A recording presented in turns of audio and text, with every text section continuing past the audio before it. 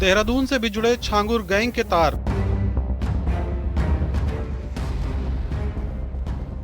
ATS की छापेमारी, 2 लोग हिरासत में।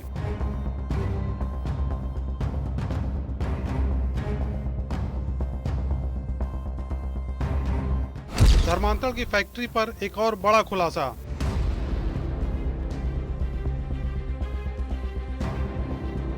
छांगुर के अवैध धर्मांतरण रैकेट का देहरादून कनेक्शन सामने आया है। यूपी एटीएस ने कई इलाकों में छापेमारी की है। एटीएस ने देहरादून के शंकरपुर से अब्दुल रहमान और डोईवाला से मरियम नाम की एक महिला को गिरफ्तार किया है। पकड़े गए दोनों आरोपियों से एटीएस की टीम पूछताछ कर रही है और पता लगाने की कोशिश कर रही है कि आखिर इन दोनों का छांगुर गैंग से क्या कनेक्शन है। छांगुर अवैध धर्मांतरण सिंडिकेट का देहरादून कनेक्शन भी सामने आया है। यूपी एटीएस ने देहरादून से अब्दुल रहमान और मरियम नाम की एक महिला को उठाया है।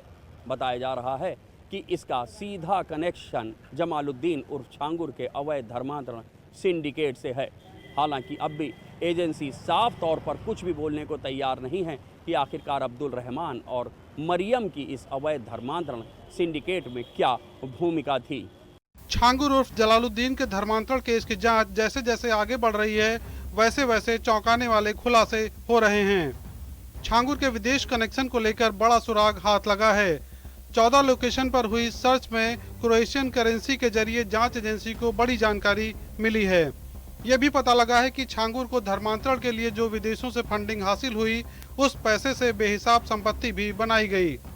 इन सब के बीच पुलिस और एटीएस छांगुर के उस चेले की भी तलाश कर रही है जिस पर 2019 में एक हिंदू लड़की को अगवा करके धर्मांतरित करने का आरोप लगा था।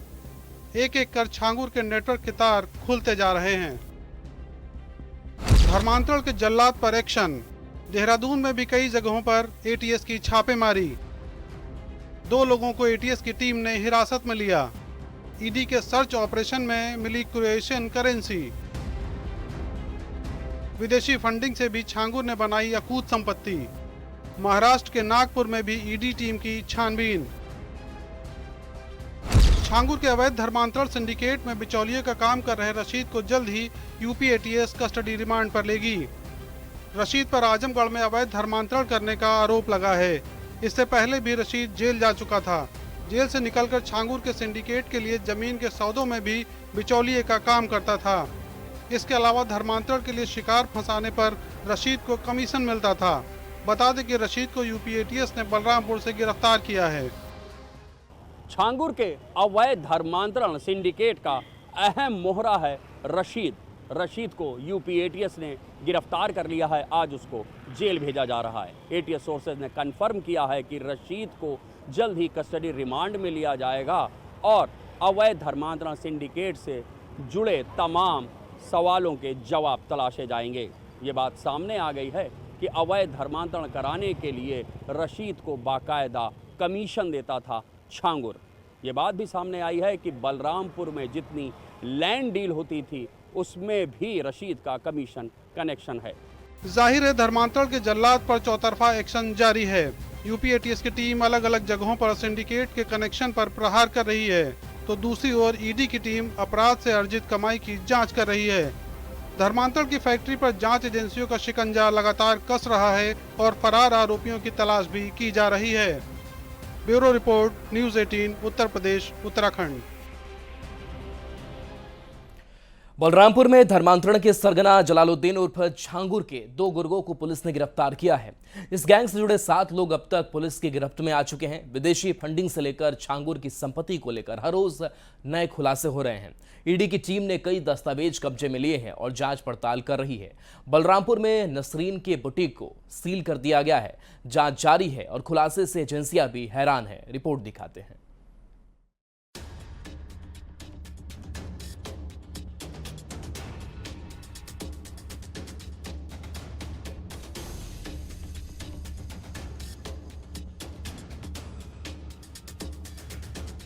बलरामपुर की धर्मांतरण फैक्ट्री पर कार्रवाई के बाद से जलालुद्दीन उर्फ छांगुर के नेटवर्क पर शिकंजा कसता जा रहा है।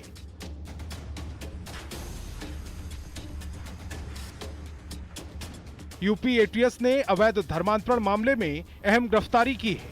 जलालुद्दीन उर्फ छांगुर के अवैध धर्मांतरण सिंडिकेट से जुड़े सबरोज उर्फ इमरान उर्फ बुद्धू और शहाबुद्दीन को यूपी एटीएस ने गिरफ्तार किया।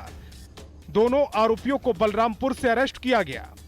यूपी एटीएस की टीम इन दोनों आरोपियों से पूछताछ कर रही है और पता लगाने की कोशिश कर रही है कि दोनों आरोपी इस सिंडिकेट में किस तरह से काम कर रहे हैं। जमालुद्दीन उर्फ जलालुद्दीन के अवैध धर्म परिवर्तन के सिंडिकेट को भी उसको पर्दाफाश किया गया।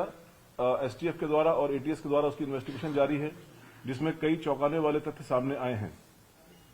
यह अभियान जिहाद के नाम पर अंतर्राष्ट्रीय जिहादी फंडिंग प्राप्त करने, रेडिकलाइजेशन की कार्रवाई करने और राष्ट्रीय सुरक्षा में सेंध लगाने के उद्देश्य से अवैध धर्मांतरण, डार्क वेब और अन्य नेटवर्क के जरिए गंभीर अपराध करने वाले अपराधियों के विरुद्ध है। जलालुद्दीन उर्फ छांगुर के काले साम्राज्य की जड़ें बहुत गहरी हैं। ईडी की छापेमारी के बाद इस बात के पुख्ता सबूत हाथ लगे हैं कि छांगुर का नेटवर्क सिर्फ भारत में ही नहीं बल्कि भारत से बाहर कई देशों में फैला हुआ है।